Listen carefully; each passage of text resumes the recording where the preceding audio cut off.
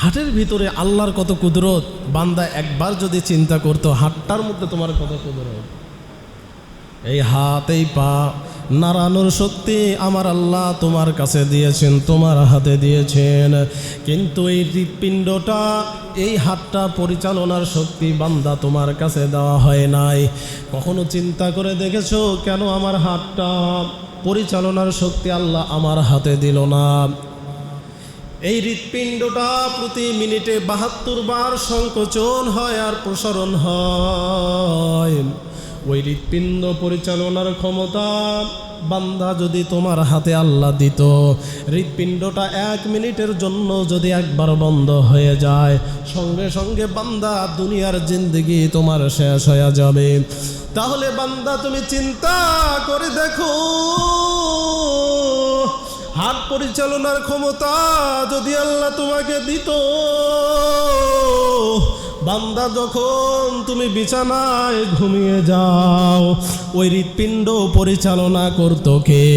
যদি আল্লাহ তোমার হাতেই পরিচালনার ক্ষমতা দিত, ঘুমিয়ে যাওয়ার সঙ্গে সঙ্গে দুনিয়ার জিন্দেগি তোমার শেষ হতো। আল্লাহ পাক বলেন, ওয়াফিল আরদি আয়াতুল লিল মুকিনিন, বান্দা তুমি জমিনে তাকায়া দেখো, অনেক নিদর্শন তুমি জমিনে পাইবা। আমি আল্লাহকে চেনার জন্য জমিনে অনেক নিদর্শন আছে। যেই নিদর্শনগুলো নিয়ে বান্দা তুমি যদি গবেষণা করো, আমি আল্লাহকে চেনা তোমার জন্য সহজ হয়ে যাবে। যদি জমিনে অনেক নিদর্শন আছে, ওই নিদর্শনগুলো নিয়ে বান্দা যদি তুমি একটু চিন্তা করো, ফিকির করো, আমি আল্লাহকে চেনা বান্দা তোমার জন্য সহজ হয়ে যাবে। রব্বুল আলামিন বলেন, যদি জমিনে অনেক নিদর্শন আছে, যে নিদর্শনগুলো নিয়ে বান্দা তুমি যদি গবেষণা করতে পারো, আমি আল্লাহকে চেনা সহজ হয়ে যাবে। সুবহানাল্লাহ বলেন, ওয়াফিল আরদি আয়াতুল লিল মুকিনিন, এই জমিনে অনেক নিদর্শন আছে, আর ওই নিদর্শনগুলো নিয়ে বান্দা তুমি যদি চিন্তা আর গবেষণা করতে পারো, আমি আল্লাহকে চেনা তোমার জন্য সহজ হয়ে যাবে। বান্দা তুমি যদি আল্লাহর নিদর্শন নিয়ে চিন্তা করতে পারো, আমি আল্লাহকে চেনা তোমার জন্য সহজ হয়ে যাবে। এই জমিনে আমি আল্লাহকে চেনার জন্য বান্দা অনেক নিদর্শন তুমি খুঁজে পাইবা। শুধু এই জমিনে নয়, ওয়াফি আনফুসিকুম আফালা তুবসিরুন,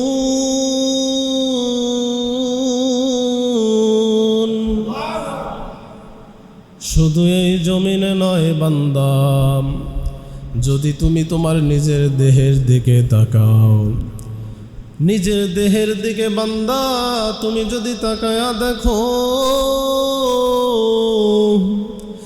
আমি আল্লাহকে চেনার জন্য তোমার দেহের ভিতরে অনেক নিদর্শন আছে। বান্দা তুমি যদি তোমার দেহের দিকে তাকাও, আমি আল্লাহকে চেনা তোমার জন্য সহজ হয়ে যাবে। আল্লাহ তাআলার এই দুনিয়াতে লক্ষ কোটি কোটি জীবজন্তু আছে। ওই জীবজন্তুগুলোর ভিতরে আমার আল্লাহ এই পৃথিবীর শাসনভার মানুষের হাতে দিয়েছেন। কেন দিলেন? আমার আল্লাহ পাক রব্বুল আলামিন বলেন, وَفَضَّلْنَاهُمْ عَلَى كَثِيرٍ مِّمَّنْ خَلَقْنَا تَفْضِيلًا,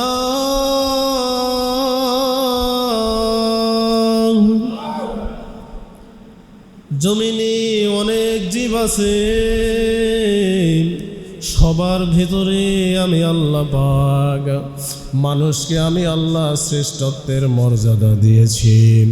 কেন দিলাম? কারণটা হলো আল্লামাল ইনসানা মা লাম ইয়ালাম, আমি আল্লাহ মানুষকে নিজ হাতেই জ্ঞান দান করেছি।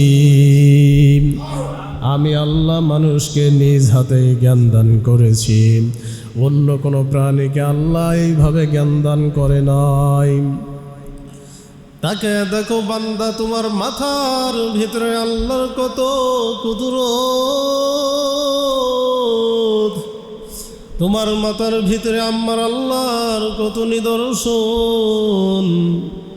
আজকের বিজ্ঞানীরা জবাব দেয়, মানুষের মাথার ভিতরে আল্লাহ পাক এত রহমত দান করেছেন। মানুষের মাথার এই ব্রেনটাকে আমার আল্লাহ কয়েকটা অংশে বিভক্ত করে দিয়েছেন। আজকের চিকিৎসা বিজ্ঞান বলেন, প্রথমত আল্লাহ পাক মানুষের মাথার মগজটাকে, ব্রেনটাকে 3 ভাগে বিভক্ত করেছেন। আবার সেই অগ্র মস্তিষ্ককে আমার আল্লাহ 3 ভাগে বিভক্ত করেছেন। এগুলোর এক একটা অংশের এক একটা কাজ দিয়ে আল্লাহ পাক পাঠায়াছেন। একটা অংশের নাম হলো সেরেব্রাল কর্টেক্স। এই অংশের কাজ কি জানো? আমরা যে দুনিয়াতে বান্দা, দুনিয়াতে কিভাবে কথা বলবি, মানুষের সঙ্গে কিভাবে ভাবের আদান প্রদান করবে, এই কথা বলার নিয়ন্ত্রণের দায়িত্ব আমার আল্লাহ সেই সেরেব্রাল কর্টেক্সকে দান করেছেন। শুধু তাই নয়, বান্দা আজকে যা দেখলো, আজকে যা শুনলো, কালকে যেন স্মরণে রাখতে পারে। এই জন্য আমার আল্লাহ পাক রব্বুল আলামিন সেই সেরেব্রাল কর্টেক্সকে আল্লাহ মেমোরির দায়িত্ব দিয়েছেন। দুনিয়াতে বাজার থাকিয়া একটা মেমোরি কিনবেন, 2 জিবি, 4 জিবি, 30 জিবি, 100 জিবি। কয়েক ঘন্টা ভিডিও ধারণ করার পর সেই মেমোরির স্পেস ফুল হয়ে যাবে, আর ভিডিও ধারণ করা সম্ভব হবে না। কিন্তু আমার আল্লাহ তোমার মাথার ভিতরে এমন বিশাল মেমোরি দান করেছি। ওই মেমোরি কত বড় জানো? আমার আল্লাহ তোমার মাথার ভিতরে যেই বিশাল মেমোরিটা দান করেছেন, আজকের চিকিৎসা বিজ্ঞান বলেন ওই মেমোরিতে দুনিয়ার হাই রেজলিউশনের ভিডিও যদি ধারণ করা শুরু করে দাও, 1 ঘন্টা 2 ঘন্টা নয়, 1 দিন 2 দিন নয়, 1 মাস 2 মাস নয়, একটানা 300 বছরেরও বেশি ভিডিও ধারণ করা সম্ভব। তাহলে আমার আল্লাহ মাথার ভিতরে কত কুদরত। ব্রেনের আর একটি অংশ নাম হলো তার থ্যালামাস। এই অংশের কাজ বান্দা বাহিরে গিয়ে ঠান্ডা আর গরম যদি অনুভব করতে না পারে, বান্দার ফুসফুস ড্যামেজ হয়ে যাবে। এই জন্য আমার আল্লাহ সেই মাথার থ্যালামাস অংশকে এমন দায়িত্ব দিয়ে পাঠায়া দিয়েছেন, বান্দা যখন বাহিরে চলে যাবে, বাতাসটা বান্দার গায়ে লাগার সঙ্গে সঙ্গে থ্যালামাস বুঝিয়ে দেবে বাতাস ঠান্ডা নাকি গরম। ব্রেনের আর একটি অংশ নাম হলো তার হাইপোথ্যালামাস। এই অংশের আবার কাজটা কি? আমার আল্লাহ এই অংশকেও একটা দায়িত্ব দিয়ে পাঠিয়ে দিয়েছেন। আমার আল্লাহ পাক রব্বুল আলামিন পেটের ভিতরে বান্দার চক্ষু দান করে নাই। পেটের ভিতরে যখন খাদ্য না থাকে, পেটের ভিতরে দেখার ক্ষমতা বান্দার নাই। আবার যখন তোমার দেহের মধ্যে পানির প্রয়োজন, দেখার কোনো উপায় নাই। এই জন্য আল্লাহ ওই হাইপোথ্যালামাসকে এমন দায়িত্ব দিয়ে পাঠিয়েছেন, বান্দার শরীর যেন নষ্ট না হয়ে যায়, এই জন্য আমার আল্লাহ ওই দায়িত্ব দিয়েছেন, বান্দার দেহের যখন খাদ্যের প্রয়োজন, বান্দার দেহের ভিতরে যখন পানির প্রয়োজন, তখন ওই হাইপোথ্যালামাস বান্দার পানির পিপাসা বাড়িয়ে দেয়।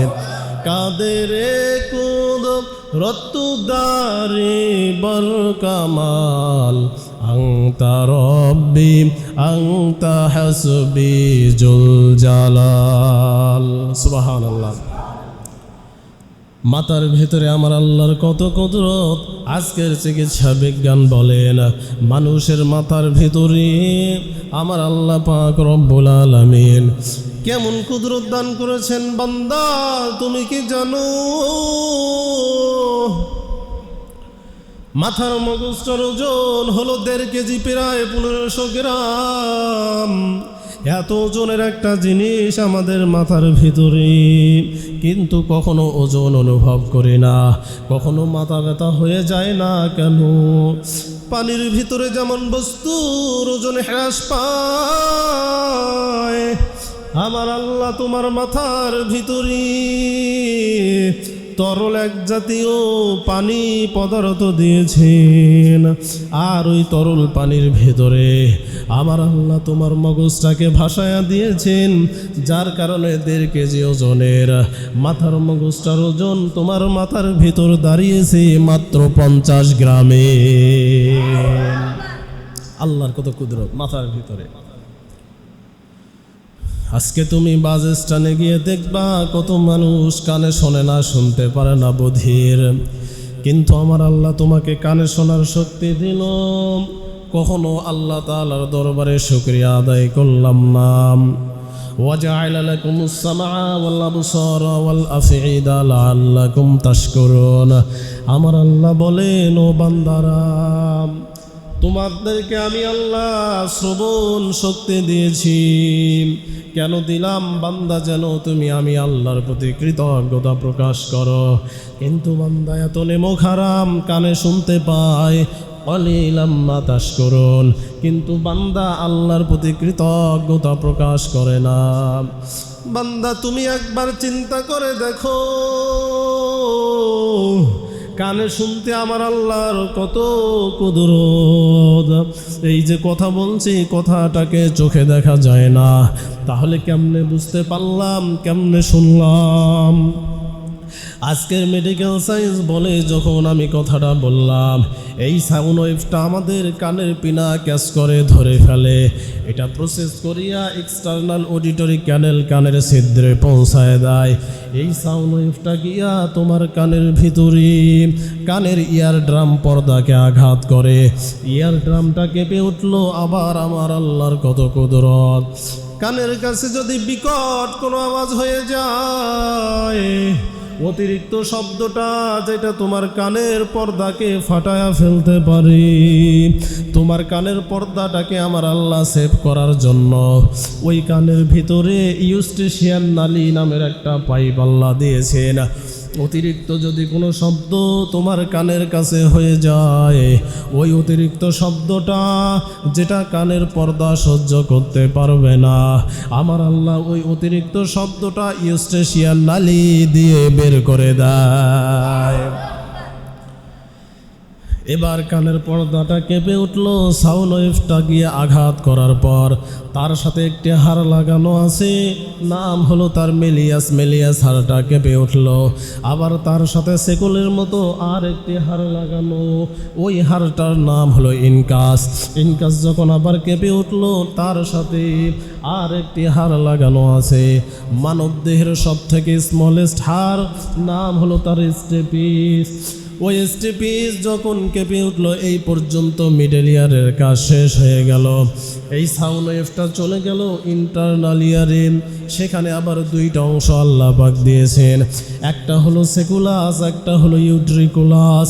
সেকুলাসে সাউন্ড ওয়েভটা যাওয়ার পর সেখানে আবার ডিফারেন্ট ওয়েতে প্রসেস হওয়ার মাধ্যমে নার্ভ সিগন্যালে পরিণত হয়। নার্ভ সিগন্যালে পরিণত হওয়ার পর ওই সাউন্ড ওয়েভটা পাঠিয়ে দেয় আমাদের ব্রেনে। ব্রেন তখন ক্যালকুলেট করে হিসাব করে বুঝতে পারে কোন কথা। আর এইভাবে আমার আল্লাহ তোমাকে কথা শোনার শক্তি দেয়। সুবহানাল্লাহ। দেখেন কানে তো আল্লাহর কত কুদরত। আমার আল্লাহ বলেন আলাম নাজআল লাহু আইনাইন, ও বান্দারা আমি আল্লাহ কি তোমাদেরকে দুইটা চক্ষু দেই নাই? আজকে তুমি মানুষের দিকে তাকায়া দেখো, কত মানুষ আছে তাদের চোখ অন্ধ, দুনিয়ার সৌন্দর্য দেখার মতো তাদের ক্ষমতা নাই। কিন্তু আমার আল্লাহ দয়া করিয়া মায়া করিয়া তোমাদেরকে দুইটা চক্ষু দিয়েছে। বান্দা তুমি কেন আল্লাহর প্রতি কৃতজ্ঞতা প্রকাশ করো না? আমার আল্লাহর কত কুদরত তোমার চোখের ভিতরে। এই যে আপনারা আমার ছবিটা দেখছেন, আজকের চিকিৎসা বিজ্ঞান বলেন এই ছবিটা তোমার চোখের ভিতরে উল্টো হয়ে ধরা পড়ে, মানে পা উপরের দিকে মাথা নিচের দিকে, এইভাবে তোমার চোখের ভিতরে ছবিটা ধরা পড়লো। এইবার এই ছবিটাকে তোমাদের চোখের পিউপিল রেটিনা দিয়ে অপটিক নার্ভ হয়ে চলে গেল ব্রেনের ভিতরে। ব্রেন ওই ছবিটাকে প্রসেস করে একটা সোজা ছবি বানিয়ে বান্দা তোমার সামনে উপস্থাপন করে। তোমার চোখের ভিতরে আমার আল্লাহর কত কুদরত। একজন বিজ্ঞানী নাম হলো তার উইলিয়াম ফ্রে, দীর্ঘ 15টি বছর চোখের পানি নিয়ে তিনি গবেষণা করলেন। গবেষণা করার পর তিনি জানালেন আমার আল্লাহ চোখের ভিতরে যেই পানি দান করেছেন, সৃষ্টিকর্তা বান্দার চোখের ভিতরে যেই পানিটা দান করেছেন, ওই পানি পৃথিবীর আর কোথাও পাওয়া সম্ভব নয়। সাধারণ পানি যদি আল্লাহ চোখের ভিতরে দিত, প্রচণ্ড গরমে ওই চোখের পানি তোমার শুকিয়ে যেত। আবার যদি আমার আল্লাহ সাধারণ পানি তোমার চোখের মধ্যে দান করতো, প্রচণ্ড শীতে চোখের পানিটা বরফ হয়ে যেত। বান্দা তুমি চোখে দেখতে পারতা না, এই জন্য আমার আল্লাহ তোমার চোখের ভিতরে এমন কুদরতের পানি দিয়েছি, প্রচণ্ড গরমেও চোখের পানি শুকাবে না, আবার প্রচণ্ড শীতেও চোখের পানি বরফ হয়ে যাবে না। এমন কুদরতের পানি আমার আল্লাহ তোমার চোখের ভেতরে দিয়েছেন, যেই পানি পৃথিবীর আর কোথাও পাওয়া সম্ভব না। এক চশমে জাদান গাফেল যা শাহে নবাসি, शायद के निगाहे कुनदागा नबाशी, शायद के निगाहे कुनदागा नबाशी। চিৎকার দিয়ে বলেন আল্লাহু আকবার। আমার আল্লাহ তোমার ভিতরে এত কুদরত দান করেছেন, অথচ সেই কুদরত পাই আজকে সেই আল্লাহর প্রতি কৃতজ্ঞতা আমরা প্রকাশ করি না, ঠিক কিনা? বান্দা তুমি তোমার চেহারার দিকে তাকিয়ে দেখো, আমার আল্লাহ বলেন লাকাদ খালাকনাল ইনসানা ফি আহসানি তাকবীম। কোটি কোটি জীবজন্তুর ভিতরে আমি আল্লাহ তোমাদেরকে সুন্দর আকৃতি দিয়ে বানাইছি। ফাকদারনা ফানিমাল কাদিরুন। বান্দা নিজেদের দিকে তাকায় দেখো, আমি আল্লাহ কত সুন্দর করে তোমাকে বানিয়েছি। ফাকদারনা ফানিমাল কাদিরুন লিমা খালাকতু বিয়াদাইয়া। ওই আসমান জমিন আমি আল্লাহ নিজে হাতে বানাই নাই, আমি আল্লাহ ফেরেশতাদেরকে অর্ডার দেওয়ার মাধ্যমে আসমান জমিন আমি আল্লাহ সৃষ্টি করেছি। এই পৃথিবী আমি আল্লাহ নিজে হাতে বানাই নাই, আমি আল্লাহ কুন ফায়াকুন বলার মাধ্যমে আমি আল্লাহ এই আসমান জমিন পৃথিবী সৃষ্টি করেছি। কিন্তু বান্দা আমি তোমাকে এত ভালোবাসি, ও বান্দা আমি তোমাদেরকে অর্ডার দিয়ে বানাই নাই, আমি আল্লাহ পাক রব্বুল আলামিন। বান্দা তোমাদেরকে ভালোবাসিয়া আমি আল্লাহ তোমাদেরকে নিজ কুদরতি হাতে সৃষ্টি করেছি। লা দিদ্দা ওয়ালা নিদ্দা ওয়ালা হাদ্দা লিমাওলা আল-আন কামা কানা ওয়ালাম ইয়ালকা জাওয়ালা আল-আন কামা কানা ওয়ালাম ইয়ালকা জাওয়ালা। আল্লাহু আকবার বলেন। আমার আল্লাহ বলেন সব কিছু আমি আল্লাহ কুন ফায়াকুন বলে বানাইলাম, কিন্তু বান্দা আমি তোমাদেরকে নিজ কুদরতি হাতেই সৃষ্টি করেছি। সুবহানাল্লাহ। কেন আল্লাহ কুদরতি হাতে সৃষ্টি করলেন? কিভাবে? এই নাকটা যদি আল্লাহ পিঠের মধ্যে দিত তাহলে কি অবস্থা হতো? পচা খাবার মুখের ভিতরে দেওয়ার পর বুঝতে পারতাম খাবারটা পচা, ঠিক না? এই নাকটা আল্লাহ এমন জায়গায় স্থাপন করলেন, আমার আল্লাহ নাকটা এমন জায়গায় স্থাপন করে দিয়েছেন, খাবারটা মুখের সামনে নেওয়ার সাথে সাথেই বুঝতে পারি খাবারটা ভালো নাকি খারাপ। আবার দেখেন তোমার মুখের ভিতরে ওয়ালিসানা ওয়া শাফাতাইন, খাবার হাতের ভিতরে নিলাম, বুঝতে পারলাম না খাবারটা ভালো নাকি খারাপ, কিন্তু ওই খাবারটা জিহ্বার ভিতরে দেওয়ার সাথে সাথেই স্বাদ অনুভব করলাম। জোরে বলেন না সুবহানাল্লাহ। ওয়ালিসানা ওয়া শাফাতাইন, আমি আল্লাহ তোমাদেরকে কি একটা জিহ্বা দান করি নাই? আল্লাহ পাক রব্বুল আলামিন জিহ্বার ভিতরে কেমন কুদরত দান করেছেন। এই জিহ্বাটার 10,000 রকমের খাবারের আলাদা আলাদা স্বাদ অনুভব করার ক্ষমতা আছে। জিহ্বার ভিতরে আমার আল্লাহ ছোট ছোট স্বাদকরক দান করেছেন, যেগুলোর নাম মেডিকেল সায়েন্স দিয়েছে টেস্ট বাড। প্রতি 10 দিন পর পর ওই স্বাদকরকগুলো মারা যায়, আবার নতুন স্বাদকরক জন্ম নেয়। কিন্তু 50 বছর পার হওয়ার সাথে সাথে ওই স্বাদকরকগুলো যে হারে যেই অনুপাতে মারা যায় ওই অনুপাতে আর এগুলো সৃষ্টি হয় না, যার কারণে 50 বছর পার হওয়ার সাথে সাথে ওই বান্দার কাছে খাবারের স্বাদ আর আগের মতো থাকে না। জিহ্বার ভিতরে আল্লাহ কি কুদরত দান করেছেন। আবার বান্দা তুমি তাকায়া দেখো তোমার দাঁতের দিকে, একই রকম দাঁত আল্লাহ মুখের ভিতরে দিতে পারতো, কিন্তু আমার আল্লাহ দাঁতগুলোকে 3 ভাগে বিভক্ত করলেন। কেন আল্লাহ দাঁতগুলোকে বিভক্ত করলেন? আজকের মেডিকেল সায়েন্স জবাব দেয়, সামনের যেই দাঁতগুলো চাকুর মতো ধারালো এগুলোর নাম হলো প্রিমোলার, তার পাশে সরু 2টা দাঁত আছে নাম হলো কেনাইন, এরপর ভেতরে চ্যাপ্টা যেই দাঁতগুলো আছে এই দাঁতগুলোর নাম দিয়েছি তারা ইনসিজার। বান্দা যেন সহজে খাবার কেটে মুখের ভিতরে নিতে পারে এই জন্য সামনের দাঁতগুলোকে আল্লাহ চাকুর মতো ধারালো করে দিলেন।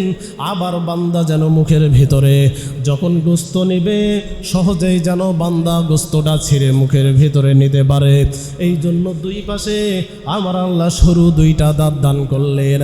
আবার বান্দা যেন গোস্ত সহজেই চিবাতে পারি এই জন্য আমার আল্লাহ মুখের ভিতরে হাতুড়ির মতো চ্যাপ্টা দাঁত আল্লাহ দান করলেন। বান্দা যেন সহজেই খাবারটা চিবাতে পারে, বান্দার হজম শক্তি যেন বৃদ্ধি পায়। আবার বান্দা তুমি তাকায় দেখো, এই যে আমাদের গলার কাছে গলার ভিতরে আমার আল্লাহ 2টা নালী দিয়েছেন। একটা নালী হলো শ্বাসনালী আর একটা নালী হলো খাদ্য নালী। শ্বাসনালীটাকে আল্লাহ সামনে দিয়েছেন, 50 বছর 80 বছর আপনি খাদ্য খান, কিন্তু খাদ্য কখনো ভুল করে শ্বাসনালীর ভেতরে যায় না। একটা দিন একটা বার যদি খাদ্যনালী দিয়ে না ঢুকে খাদ্যটা ভুলে শ্বাসনালীর ভেতরে ঢুকে যায়, তাহলে বান্দা সঙ্গে সঙ্গে দুনিয়ার হায়াত তোমার শেষ হয়ে যাবে। কিন্তু আমার আল্লাহর কত কুদরত, বান্দার প্রতি আল্লাহর কত ভালোবাসা। বান্দা যখন এই খাদ্যটা গিলতে শুরু করে, এপিগ্লটিস নামের একটা পর্দা দিয়া আমার আল্লাহ শ্বাসনালীটাকে ঢেকে দেয়। সুবহানাল্লাহ। আবার খাদ্যটা তোমার দেহের ভিতরে গেল, আবার তোমার স্টোমাকের মধ্যে চলে গেল, পেটের ভিতরে চলে গেল। খাদ্যটার ভিতরে জীবাণু আছে, খাদ্যটাকে ডাইজেশন করতে হবে। পেটের ভিতরে যাওয়ার পর খাদ্যটা দুইভাবে ডাইজেশন হয়, একটা হলো কেমিক্যাল ডাইজেশন আর একটা হলো মেকানিক্যাল ডাইজেশন। খাদ্যটা পেটের ভিতরে যাওয়ার সঙ্গে সঙ্গে খাদ্যটাকে চাপ দিয়ে চুরমার করে ফেলা হয়। এবার খাদ্যের ভিতরে থাকা জীবাণুগুলোকে ধ্বংস করতে হবে। এই জন্য আমার আল্লাহ পেটের ভিতরে এমন অ্যাসিড দিয়েছেন, ওই অ্যাসিডের এত ক্ষমতা, এত পাওয়ার, ওই অ্যাসিডের আল্লাহ এত ক্ষমতা দিয়েছেন। একটা নতুন বেলের যদি তুমি ওই অ্যাসিডের ভিতরে রেখে দাও, 24 ঘন্টার ভিতরে ওই অ্যাসিডটা ওই বেলেটটাকে পানিতে পরিণত করবে না। সুবহানাল্লাহ। 24 ঘন্টার ভিতরে অ্যাসিডটা বেলেটটাকে পানিতে পরিণত করবে। তাহলে চিন্তা করার অ্যাসিডটার কত পাওয়ার। কিন্তু চিন্তা হয় না, পেটের ভিতরে আছে, পেটের নাড়ি ভুঁড়ি যেগুলো আছে এগুলো ওকে পুরাই ফেলে না কেন? মুখের ভিতরে আমাটা তৈরি হলো, ওই লালাটা পেটের ভিতরে যাওয়ার পর পেটের চতুর্পাশে একটা প্রলেপ তৈরি করে, ওই প্রলেপটা ধ্বংস করিয়া অ্যাসিডটা তোমার পেটের চামড়া পর্যন্ত লাগতেই পারে না। কিন্তু আজকের মেডিকেল সায়েন্স বলেন, যদি কোনো ব্যক্তি দীর্ঘদিন খাদ্যে অনিয়ম করে, দুপুরের খাবার সকালে, রাতের খাবার দুপুরে, এইভাবে যদি খাদ্যে অনিয়ম করে, তখন ওই অ্যাসিডটা পেটের প্রলেপটাকে ধ্বংস করিয়া পেটের চামড়া পর্যন্ত লেগে যায়। আর ওই অ্যাসিডটা যদি একবার পেটের চামড়া পর্যন্ত লেগে যায়, তখন একটা রোগ হয়, নাম হলো তার পেপটিক আলসার। এবার ওই অ্যাসিডটা খাদ্যটাকে ডাইজেশন করে ফেললো, খাদ্য রসগুলো চলে গেল তোমার হার্টের ভিতরে। হার্টের ভিতরে আমার আল্লাহর কত কুদরত। হার্টের ভিতরে খাদ্যগুলো যাওয়ার পর, খাদ্য রসগুলো হার্টের ভিতরে যাওয়ার পর হার্ট সেটাকে আবার ট্রান্সফার করে পাঠিয়ে দেয় তোমার ফুসফুসের ভিতরে। ফুসফুস থেকে লাল রক্ত ধারণ করিয়া আবার চলে আসলো তোমার হার্টের ভিতরে। হার্ট আবার সেইটাকে পাম্প করিয়া তোমার দেহের প্রতিটি কোনায় উপকোনায় রক্ত পৌঁছায়া দেয়। হার্টের ভিতরে আল্লাহর কত কুদরত, বান্দা একবার যদি চিন্তা করতো হার্টটার মধ্যে তোমার কত কুদরত। এই হাত, এই পা নাড়ানোর শক্তি আমার আল্লাহ তোমার কাছে দিয়েছেন, তোমার হাতে দিয়েছেন। কিন্তু এই হৃৎপিণ্ডটা, এই হাতটা পরিচালনার শক্তি বান্দা তোমার কাছে দেওয়া হয় নাই। কখনো চিন্তা করে দেখেছো কেন আমার হাতটা পরিচালনার শক্তি আল্লাহ আমার হাতে দিল না? এই হৃৎপিণ্ডটা প্রতি মিনিটে 72 বার সংকোচন হয় আর প্রসারণ হয়। ওই হৃৎপিণ্ড পরিচালনার ক্ষমতা বান্দা যদি তোমার হাতে আল্লাহ দিত, হৃৎপিণ্ডটা 1 মিনিটের জন্য যদি একবার বন্ধ হয়ে যায়, সঙ্গে সঙ্গে বান্দা দুনিয়ার জিন্দেগি তোমার শেষ হয়ে যাবে। তাহলে বান্দা তুমি চিন্তা করে দেখো, হাত পরিচালনার ক্ষমতা যদি আল্লাহ তোমাকে দিত, বান্দা যখন তুমি বিছানায় ঘুমিয়ে যাও, ওই হৃৎপিণ্ড পরিচালনা করতো কে? যদি আল্লাহ তোমার হাতেই পরিচালনার ক্ষমতা দিত, ঘুমিয়ে যাওয়ার সঙ্গে সঙ্গে দুনিয়ার জিন্দেগি তোমার শেষ হতো। ঠিক কি না? ঠিক কি না? কথা কয় না, ঠিক কি না? যদি হৃৎপিণ্ড পরিচালনার ক্ষমতা আল্লাহ তোমার হাতে দিত, ঘুমিয়ে গেলে ওটা পরিচালনা করতো কে? সন্তানকে বলতেন বাবা এটা চাপ দেওয়ার ছেড়ে দিত, ঘুমাই একটু, খেলার ছলে দৌড় দিত, আপনি শেষ। ঠিক না? আল্লাহর কত কুদরত। আবার তোমার দেহের ভিতরে আমার আল্লাহ 2টা কিডনি দান করেছেন। এই যে জীবাণুযুক্ত রক্তটাকে প্রতি মুহূর্তে ফিল্টার করতে হয়, এই ফিল্টার করার জন্য তোমার দেহের ভিতরে আমার আল্লাহ মাত্র 200 গ্রামের 2টা কিডনি দান করেছেন। এই 2টা কিডনির পাওয়ার কত জানো? আজকে যদি যার কিডনি নষ্ট হয়ে গিয়েছে, ওই মেডিকেলের ভিতরে ডায়ালাইসিস ইউনিটে গিয়ে দেখবেন কিডনি যার অচল হয়ে পড়েছে, কিডনি যার নষ্ট হয়ে গিয়েছে, ওই কিডনি তার রক্ত পরিচালনা ফিল্টার করতে পারে না। ওই বান্দাকে সপ্তাহে 2 বার ডায়ালাইসিস ইউনিটের ভিতরে ভর্তি হইয়া 2টা পাইপ অপারেশন করিয়া শরীরের ভিতরে নিতে হয়। একটা পাইপ দিয়ে রক্ত বের হয়ে ডায়ালাইসিস মেশিনের ভেতরে আসে। একটা মেশিনের ওজন কমপক্ষে তো 100 কেজি হবে। রক্তটা মেশিনের ভেতরে আসলো, মেশিন রক্তটাকে ফিল্টার করিয়া আবার দেহের ভেতরে পাঠায়া দেয়। এই কাজটা করতে 4 থেকে 5 ঘন্টা সময় লেগে যায়, হাজার হাজার টাকা ব্যয় হয়ে যায়, সপ্তাহে কমপক্ষে 2 বার করতে হয়। কিন্তু আমার আল্লাহ তোমার দেহের ভিতরে 2টা কিডনি দিল। ওই কিডনি 2টার এত ক্ষমতা, ওই কিডনি 2টার আল্লাহ এত পাওয়ার দিয়েছেন। মাত্র 200 গ্রামের 2টা কিডনি তোমার দেহের ভেতরে প্রতিদিন 180 লিটার রক্ত ফিল্টার করে দেয়। আল্লাহ আল্লাহ क्या मुबारक नाम है, अल्लाह अल्लाह आशिकों का काम है। আল্লাহু আকবার বলেন। আল্লাহর কত ক্ষমতা, আল্লাহর কত পাওয়ার। এজন্য আল্লাহ পাক বলছেন ওয়াফি আনফুসিকুম আফালা তুবসিরুন, বান্দা নিজেদের দিকে তাকাও, তাহলে আমি আল্লাহকে চেনা তোমার জন্য সহজ হয়ে যাবে। সুবহানাল্লাহ বলেন। তাহলে এত নিয়ামত পাওয়ার পরেও যেই বান্দা নামাজ পড়ে না, রোজা রাখে না, তাহলে তার শাস্তি জাহান্নামে দিলে কি অন্যায় হবে? কথা বলে না, জাহান্নামে দিলে অন্যায় হবে?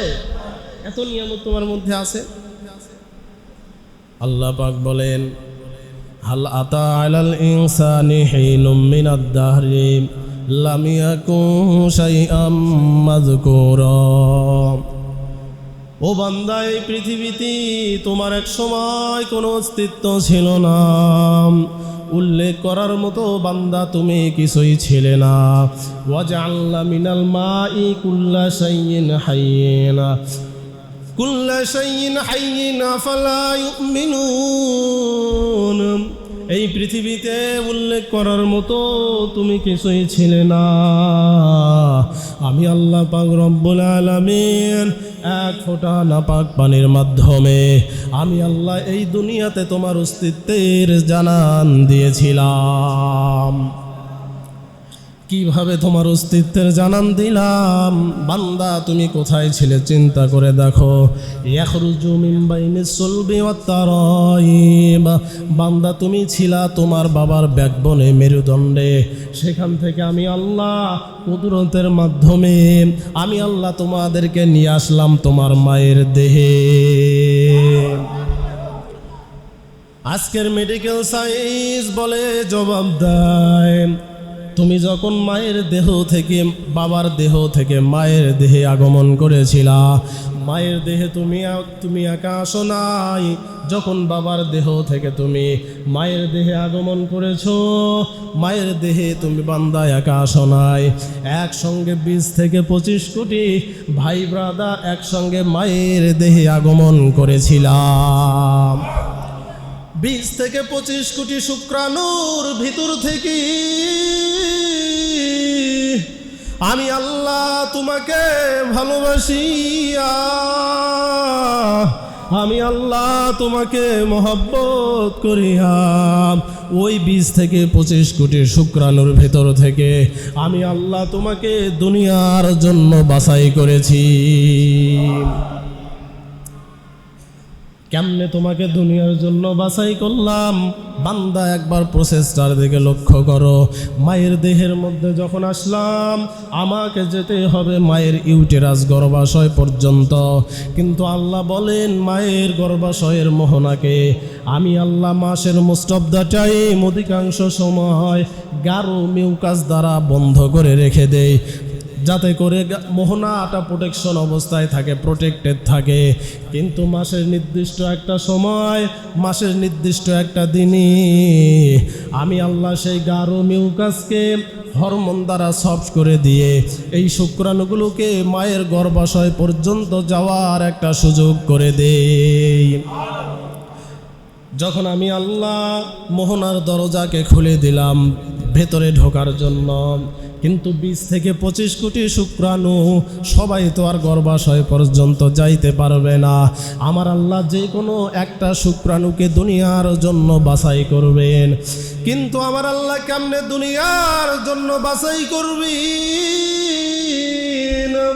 আমার আল্লাহর কত তোমার উপর কুদরত। এবার সবগুলো শুক্রাণু একসঙ্গে মায়ের গর্ভাশয়ের দিকে রওনা দেয়।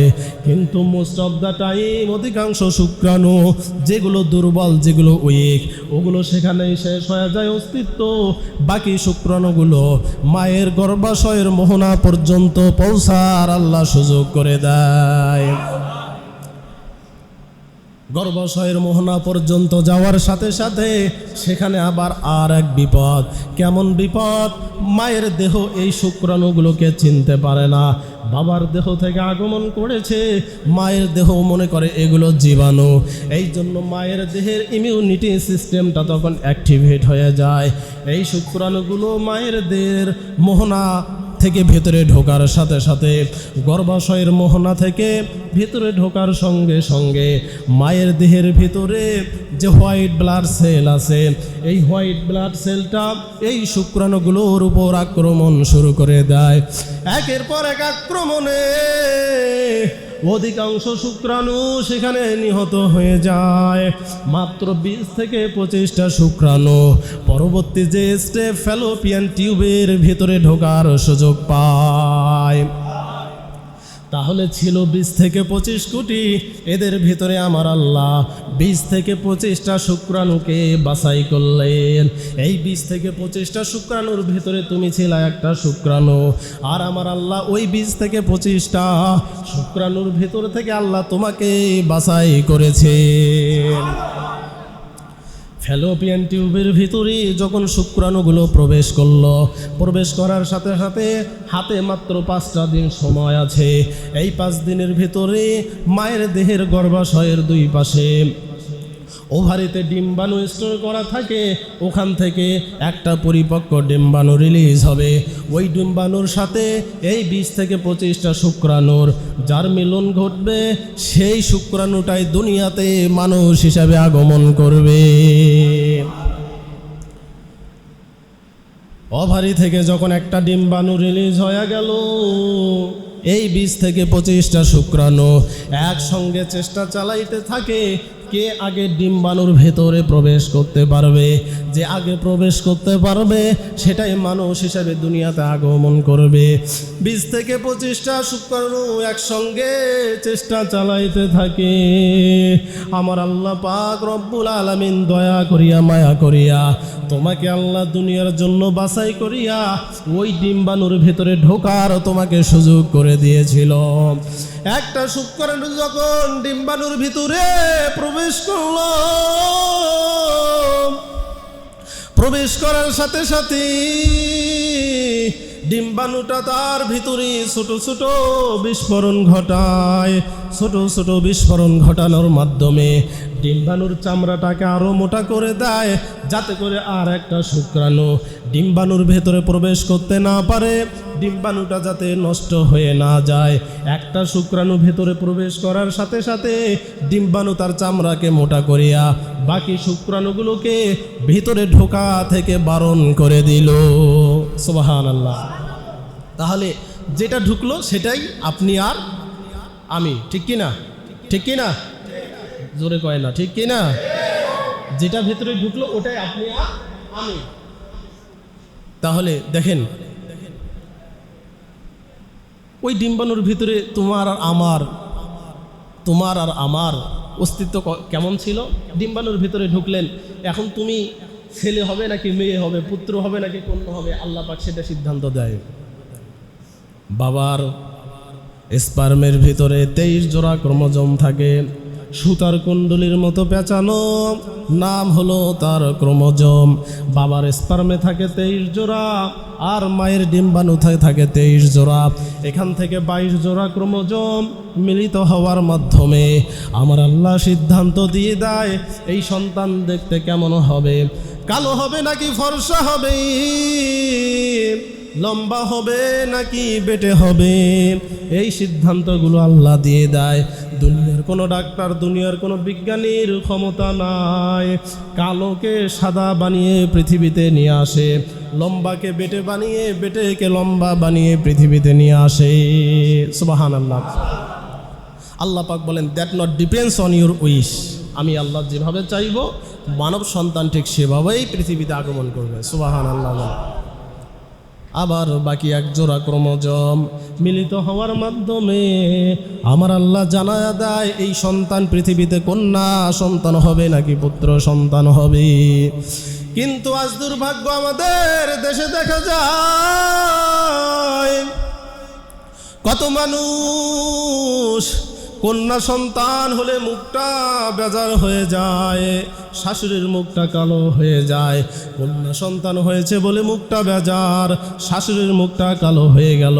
কন্যা সন্তানের দায়ে কত স্ত্রীকে তালাক পর্যন্ত দিয়ে দেয়, ঠিক না? তাহলে যারা কন্যা সন্তান হলে স্ত্রীকে তালাক দেয় এরা জাহিলিয়াতের মূর্খ ছাড়া আর কিছুই হতে পারে না। কারণ এটা আল্লাহ পাক তোমার মাধ্যমে নির্ধারণ করেছে। বাবার স্পার্মে যে ক্রোমোজোমগুলো থাকে এগুলো এক্স থাকতে পারে, ওয়াইও থাকতে পারে, কিন্তু মায়ের ডিম্বাণুতে যে ক্রোমোজোমগুলো থাকে এগুলো ফিক্সড এক্স ক্রোমোজোম।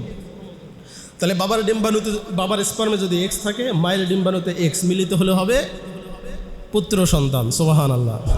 আর বাবার স্পার্মে যদি ওয়াই থাকে আর মায়ের ডিম্বাণুতে যদি আছে তো এক্স, তাহলে ওয়াই আর এক্স মিলিত হলে পৃথিবীতে জন্ম নেবে কন্যা সন্তান। সুতরাং মায়ের উপর দোষ চাপানোর কোনো সুযোগ নাই, ঠিক কিনা?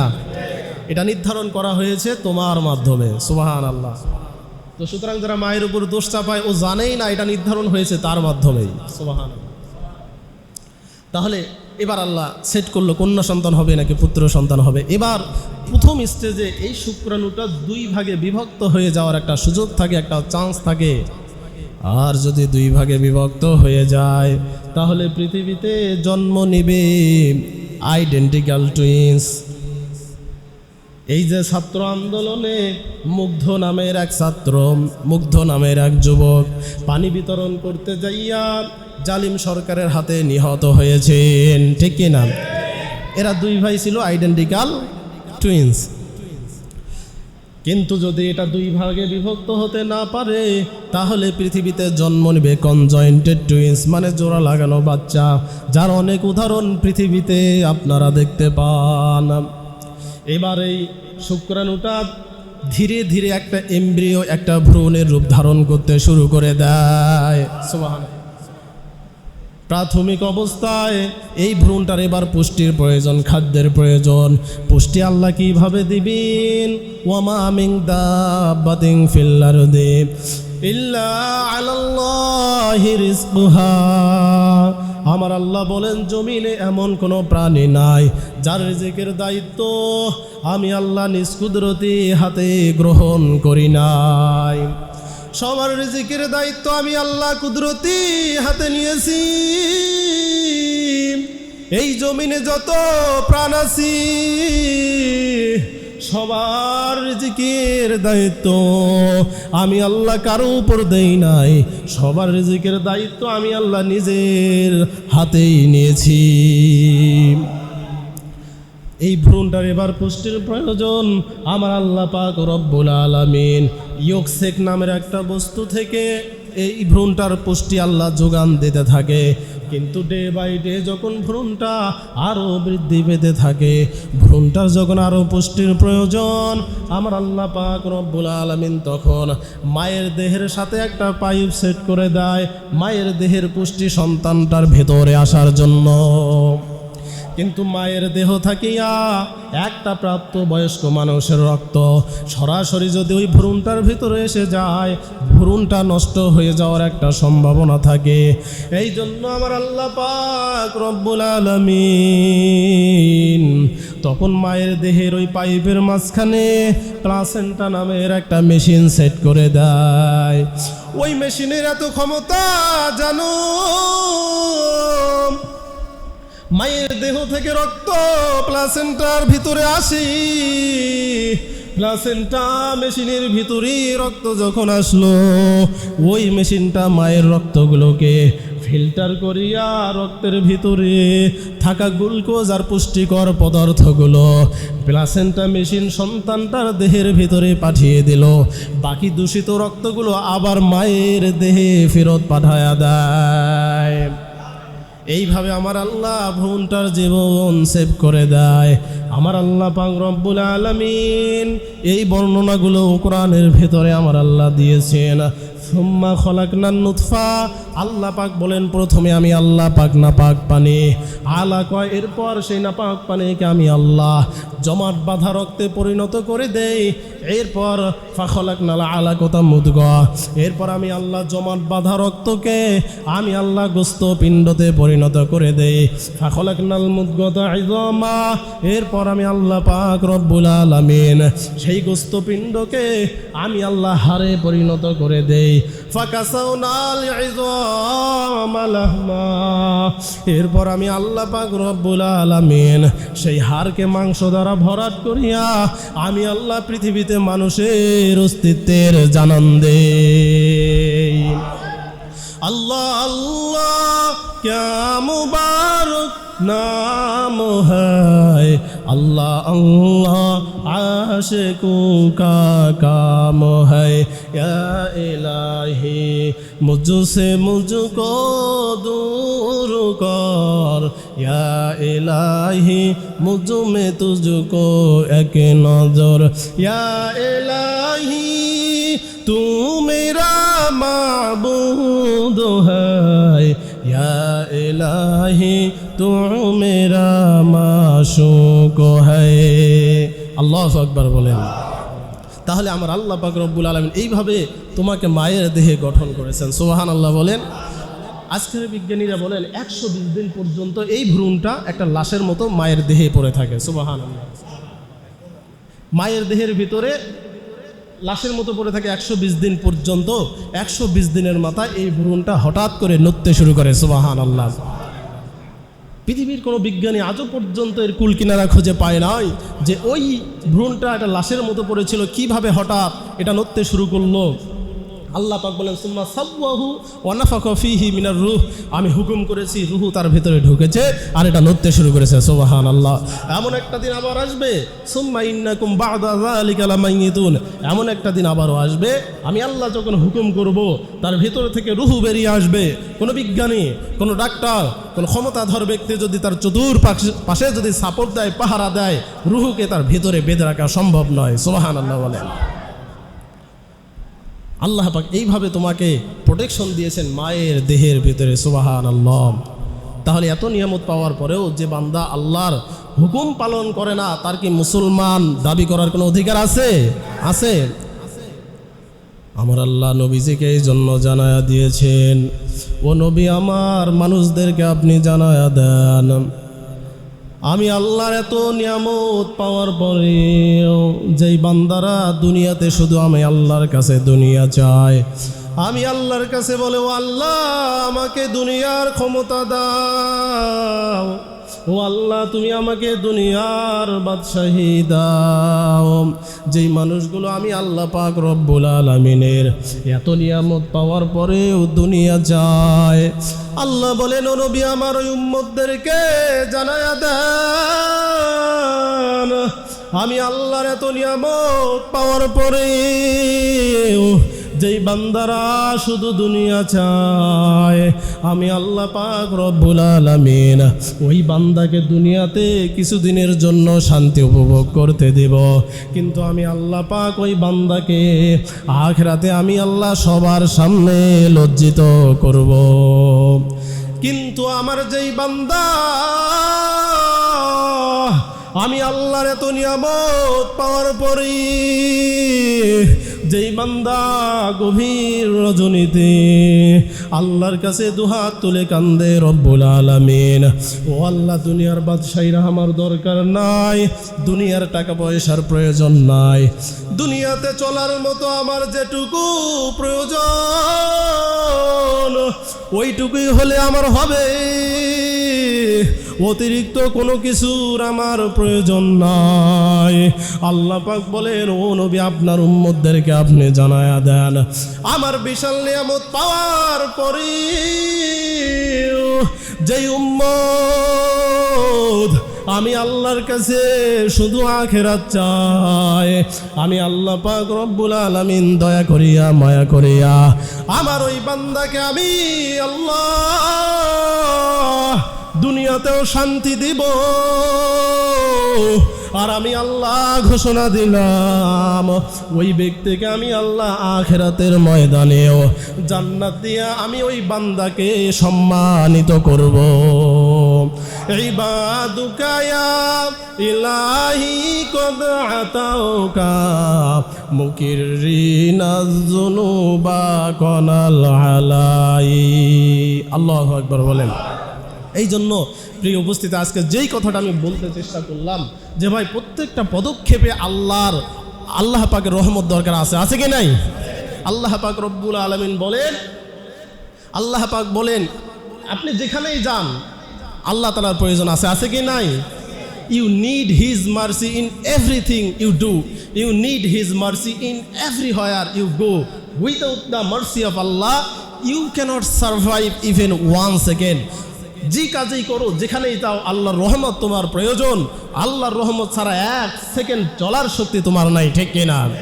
আল্লাহ পাক রব্বুল আলামিন বলেন, বান্দার প্রতি আল্লাহর এত অনুগ্রহ দেখেন। আল্লাহ পাক বলেন, if you do 1 sin I will give you 1 sin।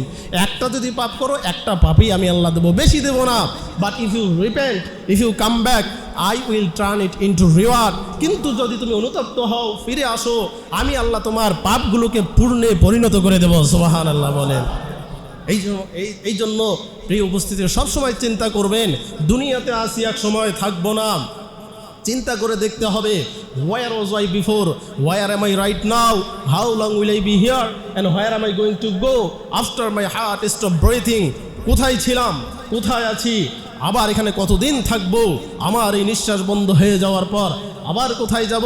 এই চিন্তা, এই ফিকির যতক্ষণ তুমি করতে না পারবে ততক্ষণ তুমি পাক্কা ইমানদার হতে পারবে না, ঠিক কিনা?